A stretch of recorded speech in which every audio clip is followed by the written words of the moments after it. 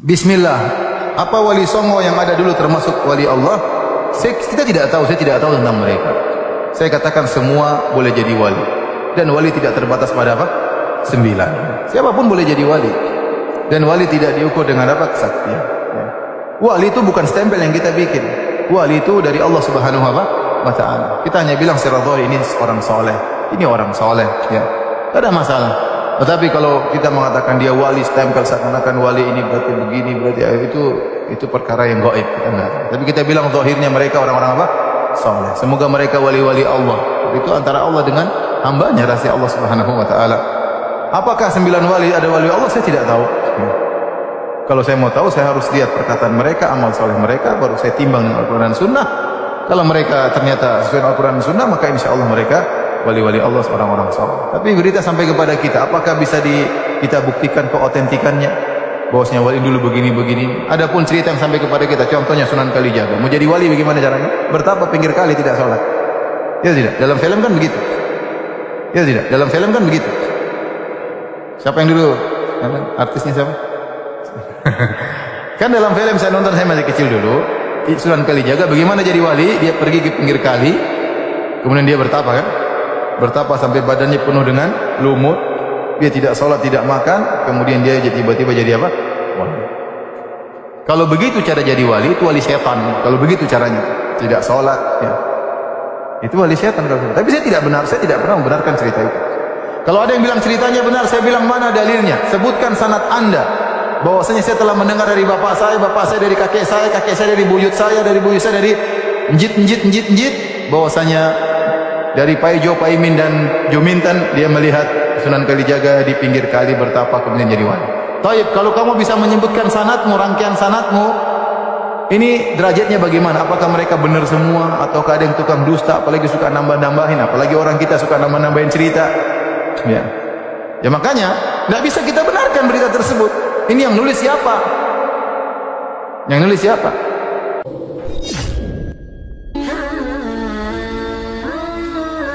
Bismillahirrahmanirrahim. Coba dia kembali gak jelas tadi. Barkohnya gak jelas itu menjadi orang tuh bijak. Ini sekarang nakal, jangan-jangan nanti jadi orang baik. Yang sekarang baik, jangan-jangan suatu saat jadi tidak baik. Semua orang introspeksi. Gak ada jaminan kalau kita sekarang baik akan baik terus. Gak ada jaminan kalau kita sekarang buruk akan buruk terus. Sehingga terus banyak kiai-kiai bijak itu memang lahirnya nggak tegas, tapi nggak tegas itu yang menjadikan bijak, karena sama-sama mungkin.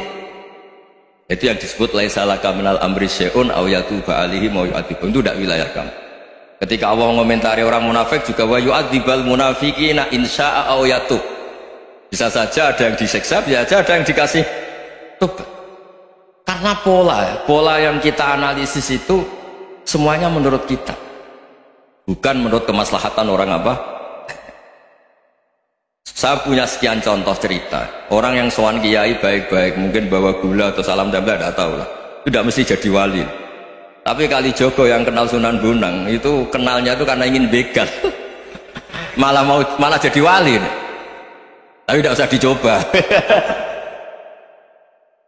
Umar itu nyari Nabi itu mau dibunuh, tapi malah tobat jadi orang baik. Jadi ini penting ngaji ya, supaya tidak tegas itu, tidak jelas itu kadang baik. Nah termasuk saya juga termasuk dia yang milih tidak jelas. Saya sering gojol gini, Fajar Hadili ini murid-murid saya sering saya gojol.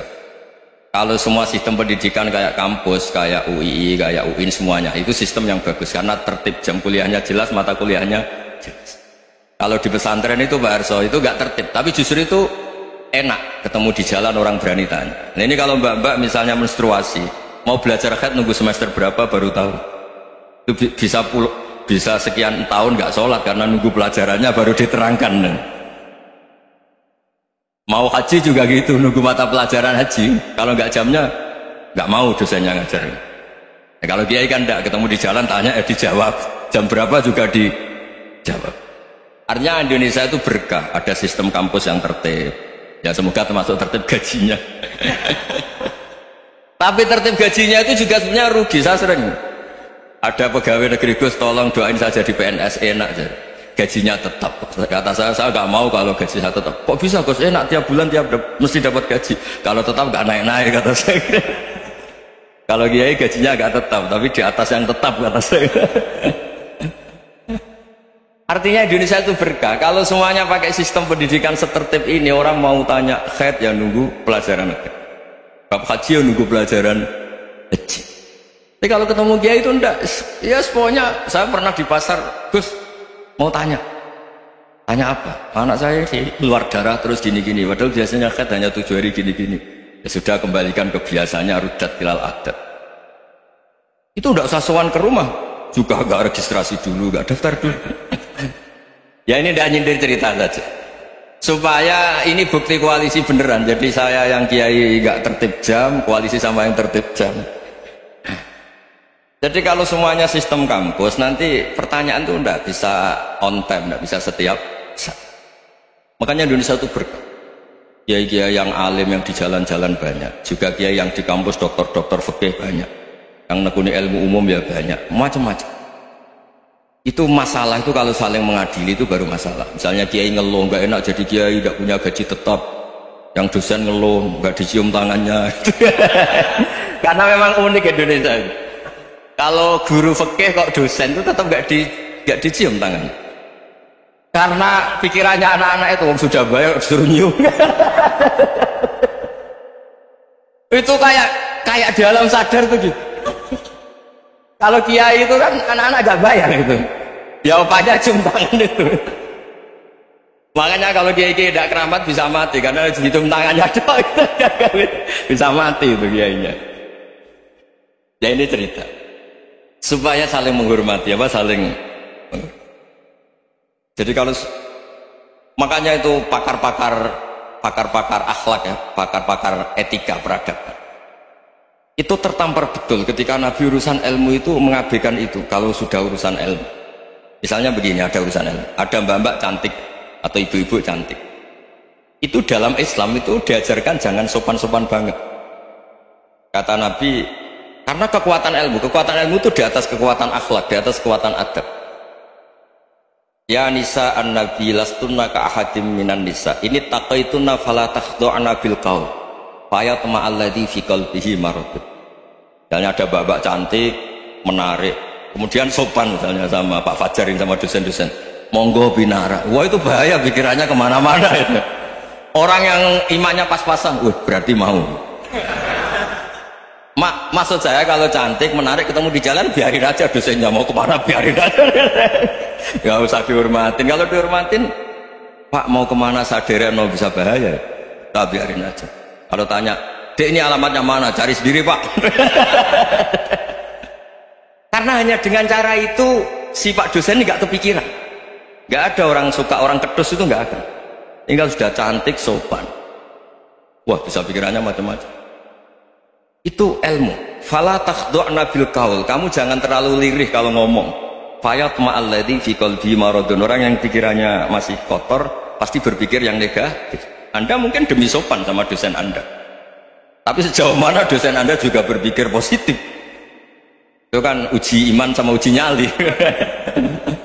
Nah, sama pejabat yang sopan sama kiai mungkin punya Alphard, punya Robicon, punya terus bawa uang banyak, terus sama kiai cium tangan hormat. Jangan-jangan kiainya yang pikirannya macam-macam. Ini berarti bisa jadi muhibbin potensial misalnya. Nah, saya ini termasuk kiai yang pengagum ilmu, sehingga saya sama orang yang medit, yang kikir sama saya itu saya senangnya bukan main. Kenapa? Karena kalau orang medit itu gak berhak nuntut. Tapi kalau orang lomo 1 juta minta surga, 2 juta ya minta apa? Surga. Gus salam tempel 200.000 aja kadang minta surga. Tapi kalau yang kikir-kikir ya sudah salaman tok sudah, gak minta apa-apa kan, dia tahu diri, oh gak bayar kok minta.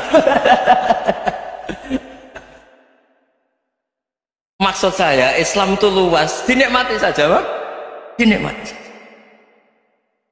Nah itu diroya, maksudnya itu diroya. Diroya itu kamu tahu aturan Islam itu kamu harus yakin khairihi wa syarrihi minallah, semua itu ujian, tapi kemudian dikaji.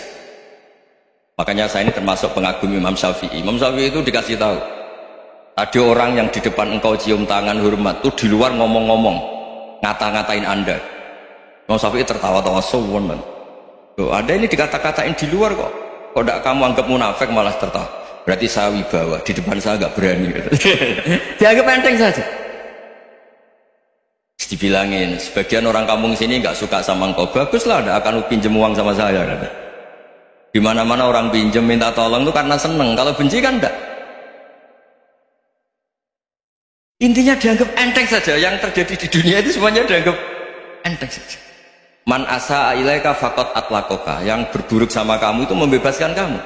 Coba kalau akrab, titip.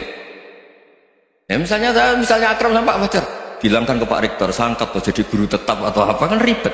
Kalau tidak cocok kan nggak minta apa. Makanya hati-hati Pak Rektor sama yang akrab-akrab itu. Itu dulu saya juga gak paham. Di antara wasiat Bapak yang sering diulang-ulang tuh itu.